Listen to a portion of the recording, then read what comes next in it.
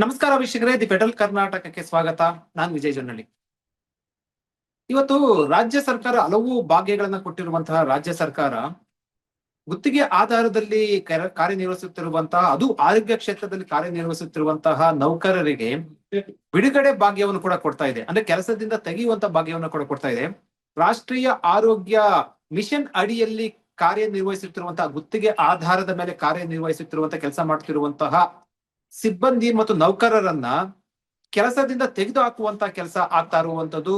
ತಿಂಗಳಿಗೊಮ್ಮೆ ಮೌಲ್ಯಮಾಪನ, ಆಂತರಿಕ ಮೌಲ್ಯಮಾಪನದ ಹೆಸರಿನಡಿಯಲ್ಲಿ ಕೆಲಸದಿಂದ ಏನು ತೆಗೆದು ಹಾಕುವಂತಹ ಕೆಲಸ ಆಗ್ತಾ ಇರುವಂತದ್ದು. ಇದಕ್ಕೆ ಸಂಬಂಧಪಟ್ಟಂತೆ ಸಾಕಷ್ಟು ಆಕ್ರೋಶ ವ್ಯಕ್ತ ಆಗ್ತಾ ಇರುವಂತದ್ದು. ಈ ಬಗ್ಗೆ ಮಾತಾಡೋಕೆ ಕರ್ನಾಟಕ ರಾಜ್ಯ ಆರೋಗ್ಯ ಮತ್ತು ಕುಟುಂಬ ಕಲ್ಯಾಣ ಹಾಗೂ ವೈದ್ಯಕೀಯ ಶಿಕ್ಷಣ ಇಲಾಖೆಯ ಗುತ್ತಿಗೆ ಹಾಗೂ ಹೊರಗುತ್ತಿಗೆ ನೌಕರರ ಸಂಘದ ಅಧ್ಯಕ್ಷರಾದಂತ ಶ್ರೀಕಾಂತ್ ಸ್ವಾಮಿ ಅವರು ನಮ್ಮ ಜೊತೆ ಇದ್ದಾರೆ.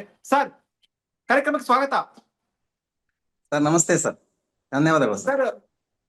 ಸರ್, ಇದು ಬಹಳ ಬೇಜಾರಿನ ಸಂಗತಿ. ಅಂದ್ರೆ ನೀವು ಆರೋಗ್ಯ ಕ್ಷೇತ್ರದಲ್ಲಿ, ಅದು ನಿಮ್ ಕರೋನಾ ಅಂತ ಸಂದರ್ಭದಲ್ಲಿ ಸಾಕಷ್ಟು ಪ್ರಮುಖ ಅಂದ್ರೆ ಒಂದು ಒಳ್ಳೆ ಘಟ್ಟದಲ್ಲಿ ಕೆಲಸ ಮಾಡಿದ್ರಿ, ಪ್ರಮುಖ ಕೆಲಸವನ್ನ ಕೂಡ ಮಾಡಿದ್ರಿ. ಇಂಥ ಸಂದರ್ಭದಲ್ಲಿ ಈಗ ಕೆಲಸದಿಂದ ತೆಗೆದಾಕುವಂತ ಆಗ್ತಾ ಇರುವಂತದ್ದು ಸಮಸ್ಯೆ, ಏನ್ ಸಮಸ್ಯೆ ಆಗ್ತಾ ಇದೆ ಸರ್? ಸರ್, ಈಗ ಅದೇ ಆಂತರಿಕ ಮೌಲ್ಯಮಾಪನ ಒಂದು ಹೆಸರಿನಲ್ಲಿ ಈಗ ಒಂದು 3 ತಿಂಗಳು ಎಕ್ಸ್ಟೆಂಡ್ ಮಾಡಿದಾರೆ ಸರ್. ಅಂದ್ರೆ ನಮ್ಮ ಒಂದು ಗುತ್ತಿಗೆ ಅವಧಿಯನ್ನ ಪ್ರತಿ ವರ್ಷಕ್ಕೊಮ್ಮೆ ಇರ್ತಕ್ಕಂಥ ಗುತ್ತಿಗೆ ಅವಧಿಯನ್ನ ಇವಾಗ 3 ತಿಂಗಳಿಗೆ ಎಕ್ಸ್ಟೆಂಡ್ ಮಾಡ್ಬಿಟ್ಟು ಮತ್ತೆ ಜೂನ್ ನಂತರ 1 ತಿಂಗಳಿಗೆ ಮಾತ್ರ ಗುತ್ತಿಗೆ ವಿಸ್ತಾರ ಮಾಡಿದ್ದಾರೆ. ಸೊ ಇದರಿಂದ ಎಲ್ಲಾ ನೌಕರರಲ್ಲಿ ಒಂದು ಆತಂಕದ ಒಂದು ಪರಿಸ್ಥಿತಿ ನಿರ್ಮಾಣ ಆಗಿದೆ ಸರ್. ನಾವೆಲ್ಲ ಒಂದು ಒಳ್ಳೆ ರೀತಿಯಿಂದ ಕೆಲಸ ಕಾರ್ಯಗಳು ಮಾಡಿದ್ವಿ. ತಾವು ಹೇಳ್ದಂಗೆ ಕೋವಿಡ್ ನಲ್ಲಿ ನಮ್ಮ ಕುಟುಂಬದ ಒಂದು ಜೀವವನ್ನ ಕೆಲಸ ಮಾಡಿದ್ವಿ. ಜೀವವನ್ನು ಎಲ್ಲಾನು ತೊರೆದು ಕೆಲಸ ಮಾಡಿದ್ವಿ. ಇವತ್ತಿನ ದಿವಸ ಈ ರೀತಿ ಏಕಾಏಕಿ ಒಂದು ಆಂತರಿಕ ಮೌಲ್ಯಮಾಪನ ಒಂದು ಹೆಸರಿನಲ್ಲಿ ನಮಗೆ ಒಂದು ಭಯದ ವಾತಾವರಣ ಸೃಷ್ಟಿ ಮಾಡೋದು ಎಷ್ಟು ಸರಿ ಅಂತಕ್ಕಂಥ ಮಾತನ್ನ ನಾನು ಹೇಳ್ತಾ ಇದ್ದೀನಿ ಸರ್. ಈಗ ಎಷ್ಟು ಜನ ಈ ಗುತ್ತಿಗೆ ಆಧಾರದ ಅಡಿಯಲ್ಲಿ ಎಷ್ಟು ಜನ ಕೆಲಸ ನಿರ್ವಹಿಸ್ತಾ ಇದ್ದಾರೆ ಸರ್?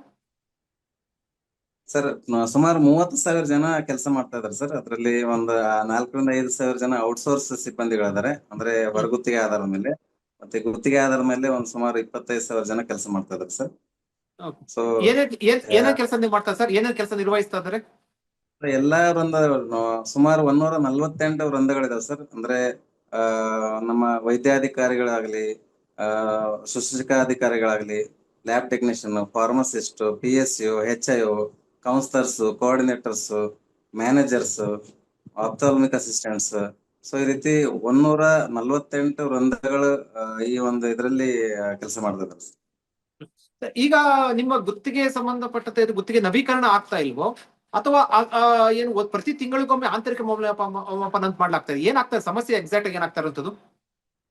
ಈಗ ಮೊದಲು ನಮ್ಗೆ ಪ್ರತಿ ವರ್ಷ ಏಪ್ರಿಲ್ 1ನೇ ತಾರೀಕು ನಮ್ಗೆ ಬ್ರೇಕ್ ಡೇ ಅಂತ ಮಾಡಿ ಅದನ್ನ ಗುತ್ತಿಗೆ ಅವಧಿಯನ್ನ ವಿಸ್ತಾರ ಮಾಡ್ತಿದ್ರು. ಅವಾಗ್ಲೂ ಕೂಡ ಈ ಮೌಲ್ಯಮಾಪನ ಪದ್ಧತಿಯನ್ನ ಇತ್ತು. ಆದ್ರೆ ಇಷ್ಟ ಎಲ್ಲ ಅಂದ್ರೆ ನಾವು ಮಾಡ್ತಕ್ಕಂಥ ಪ್ಯಾರಾಮೀಟರ್ಸ್ ಅಲ್ಲೇ ಇತ್ತು. ಇವಾಗ ಪ್ರತ್ಯೇಕವಾದ ಒಂದು ಪ್ಯಾರಾಮೀಟರ್ಸ್ ಗಳನ್ನ ಅಳವಡಿಸಿ ನಮಗೆ ಮೌಲ್ಯಮಾಪನ ಮಾಡ್ತಕ್ಕಂಥ ಕೆಲಸ ಮಾಡ್ತಿದ್ರೆ. ಆದ್ರೆ ಗುತ್ತಿಗೆ ಅವಧಿ 3 ತಿಂಗಳಿಗಷ್ಟೇ ಮುಂದುವರಿಸಿ ಮತ್ತೆ ಆಮೇಲೆ ಜೂನ್ ನಂತರ ಇನ್ನೊಂದು 1 ತಿಂಗಳಿಗೆ ಅಷ್ಟೇ ವಿಸ್ತಾರ ಮಾಡಿದ್ದಾರೆ. ಈ ಮತ್ತೆ ಒಂದು ತಿಂಗಳು ಹಿಂಗೆ ಹೋದಾಗ ನಾವು ಅಂದ್ರೆ ಕೆಲಸದಲ್ಲಿ ಮನಸ್ಸು ಇರೋದಿಲ್ಲ, ಮತ್ತೆ ಭಯದ ವಾತಾವರಣ, ಮತ್ತೆ ಏನ್ ಮಾಡ್ಬೇಕಂತಕ್ಕಂಥದ್ದು ಗೊಂದಲ ನಮ್ಮ ನೌಕರರಲ್ಲಿ ಸದ್ಯಕ್ಕೆ ಕಾಡ್ತಾ ಇರತಕ್ಕಂಥದ್ದು. ಅಂದ್ರೆ ಪ್ರತಿದಿನ ಒಂಥರ ಆತಂಕ ಮತ್ತು ಗೊಂದಲದಲ್ಲೇ ಕೆಲಸ ಮಾಡುವಂತಹ ಪರಿಸ್ಥಿತಿ ನಿರ್ಮಾಣ ಆಗಿದೆ. ಇವತ್ತು ನಾವು ಹೋಗ್ತೀವೋ ನಾಳೆ ಹೋಗ್ತೀವೋ, ಏನ್ ಮಾಡ್ತಾರೋ, ಸರ್ಕಾರ ಯಾವ ನಿರ್ಧಾರ ಕೈಗೊಳ್ಳುತ್ತೋ, ನಾವು ಇಷ್ಟು ದಿವಸ ಮಾಡಿದ್ದ ಕೆಲಸಕ್ಕೆ ಸರ್ಕಾರ ಏನ್ ನಮ್ಗೆ ಈ ರೀತಿ ನಮ್ಗೆ ಒಂದು ಸಂಕಟದ ಪರಿಸ್ಥಿತಿ ನಿರ್ಮಾಣ ಮಾಡಿದೆ. ಮತ್ತೆ ನಾವು ಈ ಒಂದು ದಿನಗಳನ್ನ ನೋಡೋದಕ್ಕೆ ಈ ರೀತಿ ನಾವು ಕೆಲಸ ಮಾಡ್ಬೇಕಿತ್ತ, ಇಷ್ಟೊಂದು ಎಲ್ಲಾ ಸಮರ್ಪಣೆ ಭಾವನೆಯಿಂದ ನಾವು ಎಲ್ಲ ಕೋವಿಡ್ದಲ್ಲಿ ಕೆಲಸ ಮಾಡಿದ್ರೆ ಈ ರೀತಿ ನಮ್ಗೆ ಯಾಕೆ ಈ ರೀತಿ 1 ತಿಂಗಳ 3 ತಿಂಗಳಂತ ಅವಧಿಯನ್ನ ವಿಸ್ತಾರ ಮಾಡ್ಕೊಂಡು ನಮ್ಗೆ ಭಯ ವಾತಾವರಣ ಸೃಷ್ಟಿ ಮಾಡ್ತಾ ಇದ್ರು ಅಂತಕ್ಕಂಥದ್ದು ಎಲ್ರು ಗೊಂದಲ ಆಗಿದೆ ಸರ್ ಸದ್ಯ. ಈಗ ಒಂದಷ್ಟು ಜನ ಕೆಲಸದಿಂದ ತೆಗಿಲಾಗಿದೆ ಸರ್. ಈಗಾಗಲೇ 24 ಜನರನ್ನ ಫಾರ್ಮಸಿಸ್ಟ್ ಗಳನ್ನ ಈಗಾಗಲೇ ಕೆಲಸದಿಂದ ತೆಗೆದುಹಾಕಿದ್ದಾರೆ ಸರ್. ಅದೇ ರೀತಿ 195 ಆಶಾ ಮೆಂಟರ್ಸ್ ಗಳಿಗೆ ಕೆಲಸದಿಂದ ತೆಗಿಬೇಕಂತ ಆದೇಶ ಇತ್ತು. ಅದಕ್ಕೆ ಈಗಾಗಲೇ ನಾವು ಇದಕ್ಕೆ ಕೋರ್ಟ್ ಇಂದ ಸ್ಟೇ ತರ್ತಕ್ಕಂತ ಕೆಲಸ ಮಾಡಿದೀವಿ ಸರ್. ಅದೇ ರೀತಿ ಈ ಹಾಸ್ಪಿಟಲ್ ಅಲ್ಲಿ ಡಿಒ ಗಳನ್ನ ತೆಗಿಬೇಕಂತಕ್ಕಂಥದ್ದು ನಿರ್ಧಾರ ಮಾಡಿದ್ರು. ಆದ್ರೆ ಅವರಿಗೂ ಈಗ NHM ಅಡಿಯಲ್ಲಿ ಅಂದ್ರೆ ಒಂದು ತಾಲೂಕಾ ಹಾಸ್ಪಿಟಲ್ ಅಲ್ಲಿ 4 ಜನ ಕೆಲಸ ಮಾಡ್ತಾರೆ. ಒಬ್ಬರು ಮಾತ್ರ NHM ಅಡಿಯಲ್ಲಿ, ಉಳಿದ 3 ಜನರನ್ನ ABRK ಅಡಿಯಲ್ಲಿ ಅವರಿಗೆ ಸ್ಯಾಲರಿ ಕೊಡ್ಬೇಕಂತಕ್ಕಂತ ಆದೇಶವನ್ನು ಮಾಡಿದ್ದಾರೆ ಸರ್. ಸೊ ಈ ರೀತಿ ಅವರಿಗೂ ಒಂದು ಅಭದ್ರತೆ ಕಾಡ್ತಾ ಇದೆ. ಆದ್ರೆ ಮುಂದೆ ಈಗ ಏನ್ ಮಾಡ್ತಾರೆ ಅಂತಕ್ಕಂಥದ್ದೇ ನಮ್ಗೆ ಬಹಳ ಒಂದು ಗೊಂದಲದ ವಾತಾವರಣ ಸರ್ ನಮ್ಗೆ. ಸರ್, ತೆಗ್ದಿರುವಂತಹ ಕೆಲಸ ತೆಗ್ದಿರುವಂತಹ ಇವರಿಗೆ ಫಾರ್ಮಾಸಿಟಿಕ್ಸ್ ಆ ಒಂದು ಸಿಬ್ಬಂದಿಗೆ ಏನ್ ಕಾರಣ ಕೊಟ್ಟಿದ್ರು ಸರ್ಕಾರ? ಕಾರಣ ಏನ್ ಇಲ್ಲ ಸರ್, ಏಕಾಏಕಿ ತೆಗೆದಿರ್ತಕ್ಕಂಥದ್ದು. ನೀವು ಪ್ರಶ್ನೆ ಮಾಡಿಲ್ವಾ? ಅಂದ್ರೆ ಪ್ರಶ್ನೆ ಮಾಡೋದು ಮತ್ತೆ ಸರ್ಕಾರಕ್ಕೆ ಮನವಿ ಕೊಡುವಂತದ್ದು, ಆರೋಗ್ಯ ಸಚಿವರನ್ನ ಭೇಟಿ ಮಾಡುವಂತದ್ದೆಲ್ಲ ಕೂಡ ಮಾಡಿದಿರಾ? ಏನ್ ಹೇಳಿದ್ರ ಆ ಸಂದರ್ಭದಲ್ಲಿ? ಸಂಘಟನೆ ವತಿಯಿಂದ ನಾವು ಸಾಕಷ್ಟು ಬಾರಿ ಮನವಿ ಸಲ್ಲಿಸ್ತೀವಿ ಸರ್. ಹೋದಾಗ ಸಕಾರಾತ್ಮಕವಾಗಿ ಸ್ಪಂದನೆ ನೀಡ್ತಾರೆ. ಆದ್ರೆ ಹಿಂದೆ ಏಕಾಏಕಿ ಈಗ 195 ಆಶಾ ಮೆಂಟರ್ಸ್ ಬಿಡುಗಡೆಗೊಳಿಸೋ ಒಂದು ಆದೇಶ ಬಂತು ಸರ್. ಸರ್ಕಾರ ಕೊಡುವಂತ ಕಾರಣ ಏನು? ಸರ್ಕಾರ ಅನವಶ್ಯಕ ಹುದ್ದೆಗಳನ್ನು ನಾವು ತೆಗಿತೀವಿ ಅಂತಕ್ಕಂತ ಒಂದು ಕಾರಣ ಕೊಡ್ತಾ ಇದೆ ಸರ್. ಅನವಶ್ಯಕ ಹುದ್ದೆಗಳಂದ್ರೆ ನಾವು ಈಗ ಸೆಂಟ್ರಲ್ ಗವರ್ಮೆಂಟ್ ಅಲ್ಲಿ ಸ್ಯಾಂಕ್ಷನ್ ಪೋಸ್ಟ್ ಗಳು ಇದಾವೆ ಸರ್. ಸೆಂಟ್ರಲ್ ಗವರ್ಮೆಂಟ್ ಇಂದ ಅಂದ್ರೆ ಇದು ನಮ್ದು ಕೇಂದ್ರ ಪುರಸ್ಕೃತ ಯೋಜನೆ ಆಗಿರೋದ್ರಿಂದ 60% ಕೇಂದ್ರ ಸರ್ಕಾರ ಮತ್ತು 40% ರಾಜ್ಯ ಸರ್ಕಾರದಿಂದ ಎಲ್ಲ ಒಂದು ಅನುದಾನವನ್ನು ಕೊಡ್ಬೇಕಾಗತ್ತೆ. ಅದರಲ್ಲಿ ಸ್ಯಾಂಕ್ಷನ್ ಪೋಸ್ಟ್ ಅಂದ್ರೆ ಇವರೇ ಸ್ಯಾಂಕ್ಷನ್ ಪೋಸ್ಟ್ ಗಳನ್ನ ಕ್ರಿಯೇಟ್ ಮಾಡ್ಬಿಟ್ಟು, ಅಂದ್ರೆ ಈ ಒಂದು ಹುದ್ದೆಗಳು ನಮಗೆ ಬೇಕಾಗಿರುತ್ತೆ ಅಂತೇಳಿ ಕೇಳ್ಕೊಂಡು ಕೇಂದ್ರ ಸರ್ಕಾರ ಪ್ರಪೋಸಲ್ ಕಳಿಸಿ ಅಲ್ಲಿಂದ ಸ್ಯಾಂಕ್ಷನ್ ಮಾಡಿರ್ತಕ್ಕಂಥ ಹುದ್ದೆಗಳಿವು. ಇವತ್ತು ಈ ಹುದ್ದೆಗಳ ಅನವಶ್ಯಕ ಅಂತಕ್ಕಂಥದ್ದು ಮತ್ತೆ ಇವರೇ ಹೇಳ್ತಾರೆ ಇವಾಗ. ಮತ್ತೆ ಆವಾಗ ಅನವಶ್ಯಕ ಅನ್ಸಿಲ್ಲ, ಇವಾಗ ಯಾಕೆ ಅನವಶ್ಯಕ ಅನಿಸ್ತಾ ಇದೆ ಅಂತಕ್ಕಂಥದ್ದು ನಮ್ಮ ಪ್ರಶ್ನೆ ಸರ್.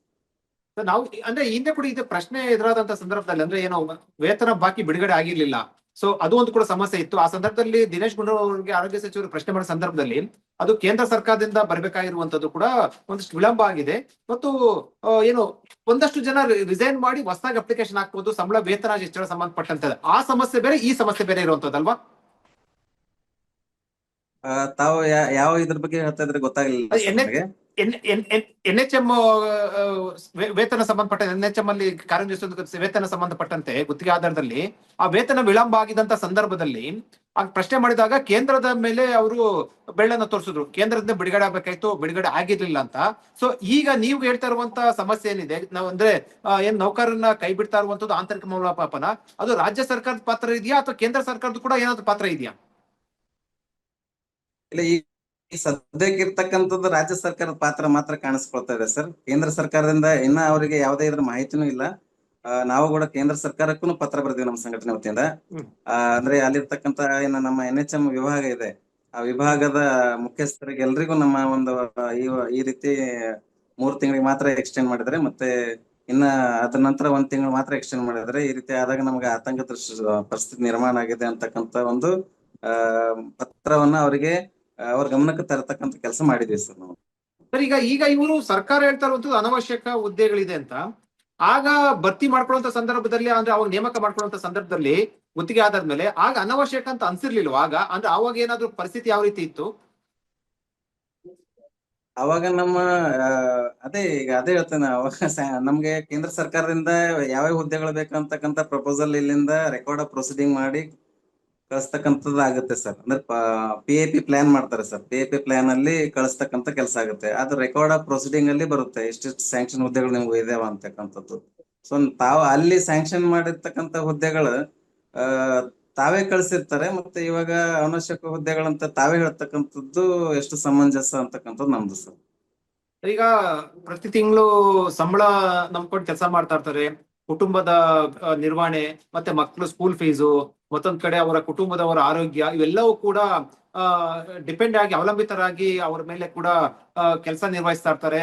ಸೊ ಅಷ್ಟು ಆತಂಕ ಇರುತ್ತೆ. ಇಂಥ ಸಂದರ್ಭದಲ್ಲಿ ಏಕಾಏಕಿ ಈ ರೀತಿ ಕೆಲಸ ತೆಗಿಯುವಂಥದ್ದು ಮತ್ತೆ ಒಂದ್ ಪ್ರತಿ ತಿಂಗಳು ನವೀಕರಣ ಮಾಡುವಂಥದ್ದು, ಆತಂಕದಲ್ಲಿರುವಂಥದ್ದು, ಇದು ಸಾಕಷ್ಟು ಸಮಸ್ಯೆ ಆಗುತ್ತಲ್ವಾ ಜೀವನ ನಡೆಸೋದಕ್ಕೆ?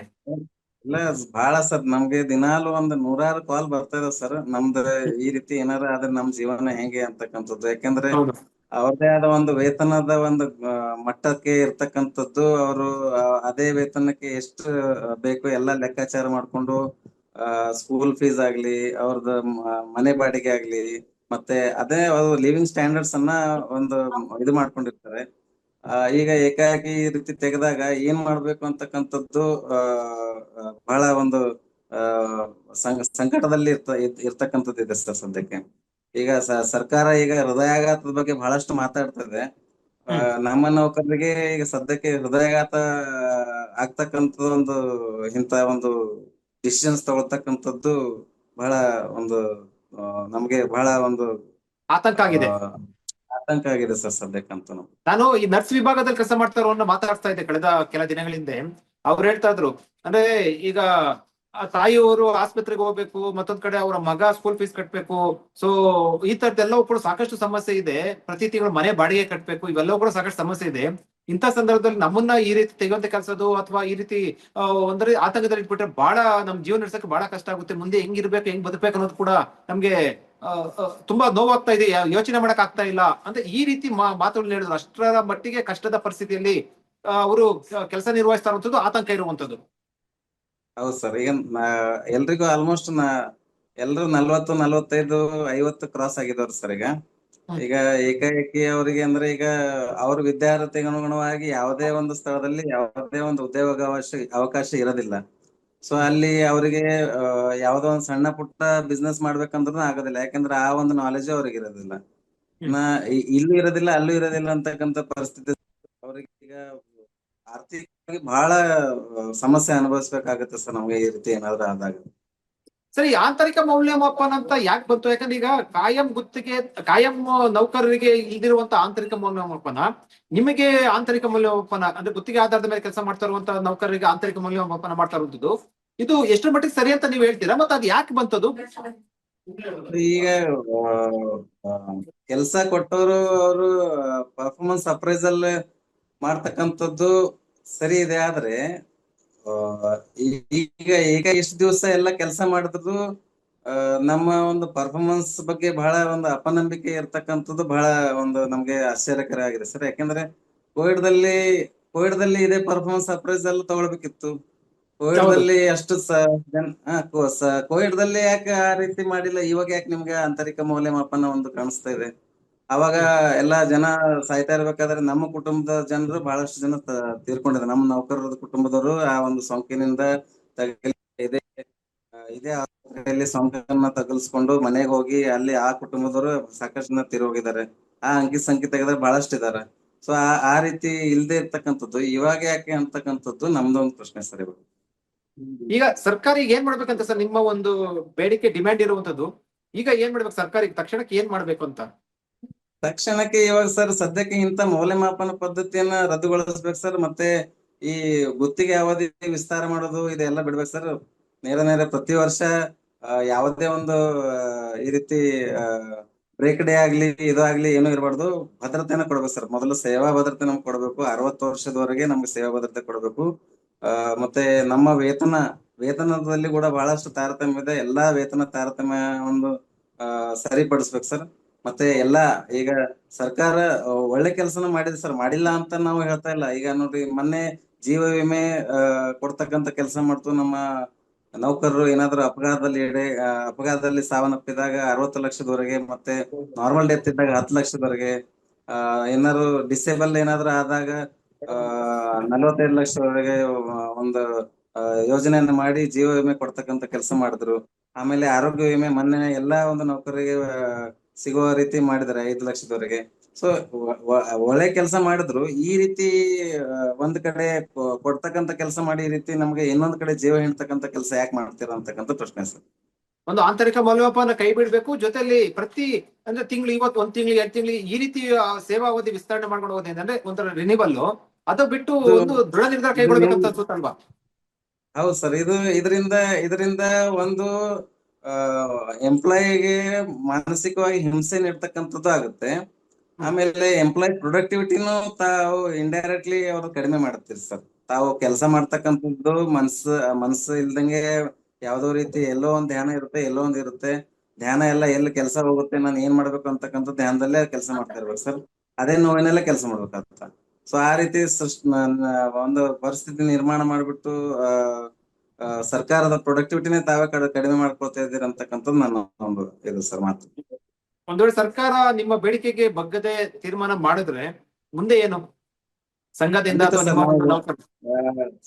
ಸಂಘದ ನಿಲುವು ನಾವು ಸರ್ಕಾರಕ್ಕೆ ನಾವು ನಿಮ್ಮ ಮಾಧ್ಯಮದ ಮೂಲಕ ಕೇಳಿಕೊಳ್ಳೋದೇನೆಂದ್ರೆ, ನಾವು ಯಾವುದೇ ಒಂದು ಸರ್ಕಾರಕ್ಕೆ ಮುಜುಗರ ತರ್ತಕ್ಕಂತ ಯಾವುದೇ ಒಂದು ಕೆಲಸ ಮಾಡಬಾರ್ದು ಅಂತಕ್ಕಂತ ಉದ್ದೇಶದಿಂದ ಇಲ್ಲಿವರೆಗೆ ಶಾಂತದಿಂದ ನಾವು ಕೂತಿದ್ದೀವಿ.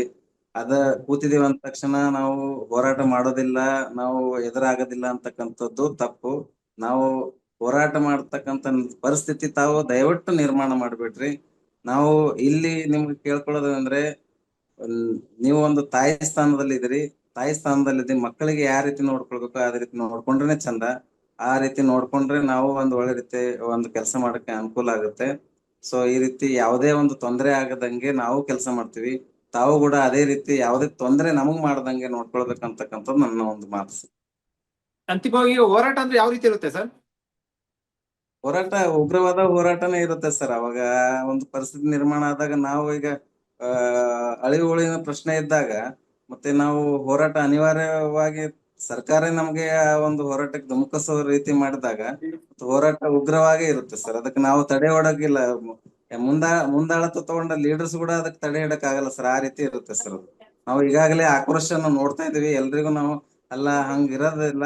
ಸರ್ಕಾರದ ಒಂದು ನೀತಿ ನಿಯಮಗಳು ಏನಿದಾವ ಅದ್ರ ಬಗ್ಗೆ ನಾವು ಪುನಃ ಪರಿಶೀಲನೆ ಮಾಡ್ಕೊಂಡು ಮುಂದೆ ಬರೋಣ ಅಂತಕ್ಕಂಥ ಮಾತನ್ನ ಹೇಳ್ತಾ ಇದೀವಿ. ಅವರಿಗೆ ಸಮಾಧಾನ ಪಡಿಸ್ತಾ ಇದೀವಿ. ಅವ್ರಿಗೆ ಬಹಳಷ್ಟು ಒಂದು ಒಳಗಡೆ ಆತಂಕ ಸೃಷ್ಟಿ ಆಗಿರೋದ್ರಿಂದ ನಾವು ಹೋರಾಟಕ್ಕೆ ಇಳಿಬೇಕಂತಕ್ಕ ಮಾತನ್ನೇ ನಮಗೆ ದಿನಾಲು ಹೇಳ್ತಾ ಇದಾರೆ. ಆದ್ರೆ ಒಂದು ಸಮಯ, ಒಂದು ಸಂದರ್ಭ ಇರುತ್ತೆ.